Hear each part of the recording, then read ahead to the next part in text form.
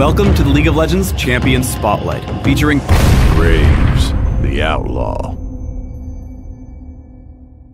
Graves is a ranged physical DPS champion, with a penchant for running into melee to deal extra damage.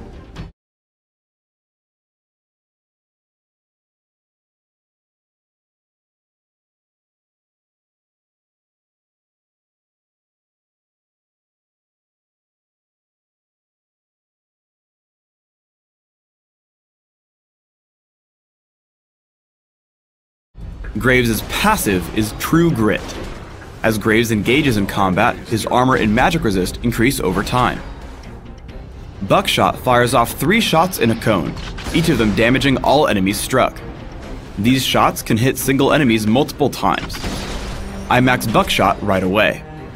Smokescreen damages all enemies in a target area, and then shrouds that area in smoke for a few seconds. Enemies inside the smoke are slowed, and cannot see out of it unless attacked.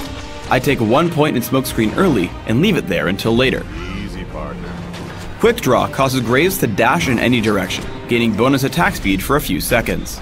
Quick Draw cools down faster every time Graves lands a basic attack. I take a point in Quick Draw at level 2, and max it by level 13. Collateral Damage is Graves' ultimate.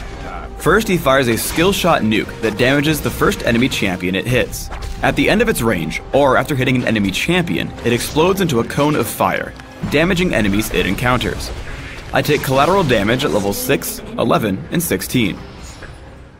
Graves can deal a ton of burst damage at early levels. Here I quick draw up to Sona, block out Kog'Maw with Smokescreen, and blast her with Buckshot. I retreat before Kog'Maw can counterattack, so I come out ahead. Graves' abilities also let him escape from sticky situations. I get ganked from behind by that trickster Twisted Fate. I quick draw up to him, tag him with Buckshot, and flash out. As I get chased, I land Smokescreen in front of my chasing enemies. As they follow, they're unable to hit me, and I make it out thanks to a heal from Soraka. Smokescreen can also completely bait your opponents. Here I get ganked by Udyr and have to run. I drop Smokescreen right as Warwick comes to gank, but since Udyr can't see out, we collapse on him right away. Udyr falls to our damage output and we push back in, forcing Sona and Kog'Maw to retreat. Graves' mobility lets him dive against turrets quite well. I walk directly up to Kog'Maw, land Buckshot, 1 basic attack, and then quick draw out of turret range. This lets Soraka kill him with Infuse as I juke away from a Cathian surprise.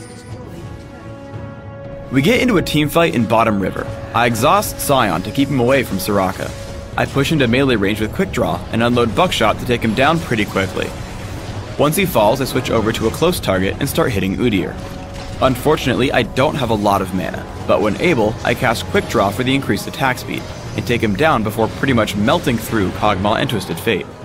Throughout the fight, my health bar had been moving up and down, so thanks to the lifesteal from Bloodthirster, I was able to survive the whole fight. By getting a fairly early Frozen Mallet, I'm able to tank a bit of damage and then regain it with Bloodthirster. I play aggressively against the enemy team, causing them to turn and fight me. I flash out, fire collateral damage into the enemy team, and jump back in with Quick Draw. We kill Sona and completely push them off of the inhibitor, taking it down. Graves' area of effect abilities and high mobility also make him a great defender in Dominion. As my opponents try to capture the quarry, I lead in with collateral damage and Buckshot to clear them off the point, and charge in with Flash. As I push back Lee Sin, I lead Xerath with Smokescreen, and grab 2 kills before jumping on Garen with Quick Draw into Buckshot. Unfortunately, he makes it out, but it leaves me to capture the Boneyard. You'll also want to utilize your mobility in Dominion's team fights. While I start out fighting Xerath, I want to stay near minions so I can keep both Sanguine Blade and True Grit fully stacked. When Shaco appears, I turn and help destroy him before fighting Xerath again. Nocturne makes the mistake of wandering in for an easy kill, but again, instead of chasing Xerath, I continue pushing the minion wave to keep my stats maxed and capture the drill. Once I start channeling on the capture point and Xerath comes to disrupt my capture, I jump in with Quick Draw, slow him with Smokescreen, and follow him for a kill with basic attacks. Buckshot gives Graves a lot of power in melee heavy games as well. As Shaco deceives over the wall, I back up with Quick Draw, lay down a Smokescreen, and deal tons of damage with Buckshot. As he hallucinates, I prime collateral damage, certain to kill both him and his clone. Graves also has a special interaction with Nocturne.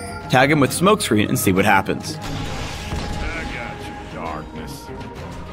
For runes, I take armor penetration marks, flat armor seals, flat magic resist glyphs, and flat damage quintessences. This setup grants me early dominance and enough durability to withstand melee encounters. My masteries are 2109, taking standard physical damage masteries in offense and 1 point in neutral buff duration in utility. I take Exhaust and Flash, mastering the former in the offense tree. In Classic, I open with a Doran's Blade or two and add Berserker's Grease. My first 2 items are almost always Bloodthirster and Phantom Dancer. I want 2 other major items in Frozen Mallet and Infinity Edge, while adding Last Whisper once armor becomes a major issue. In Dominion, I use a very similar build, opening with a Prospector's Blade instead of Doran's Blades, and taking a Sanguine Blade instead of Bloodthirster. I also tend to grab Last Whisper a little earlier.